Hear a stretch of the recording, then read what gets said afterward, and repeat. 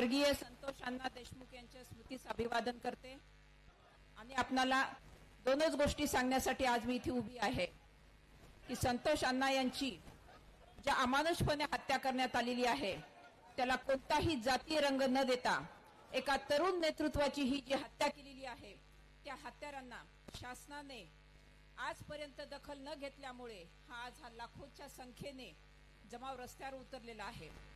गेले काही दिवस आपण महाराष्ट्रातील पोलिसांची आजपर्यंत ख्याती ऐकून होतो, परंतु गेले काही दिवस या बीड मधील स्थानिक पोलीस प्रशासनाचं अपयशही आपण प्रकर्षाने पाहिलेलं आहे। नुकताच हा तपास सीआयडीच्या हाती गेलेला आहे। या निमित्ताने शासनाला आमचं आवाहन आहे की लवकरात लवकर हे दोषी आरोपी शोधून त्यांना समाजासमोर आणावं आणि त्यांना कायद्याच्या प्रक्रियेमध्ये उभं करून त्यांच्यावरती कठोरात कठोर कारवाई करण्यात यावी। जय शिवराय।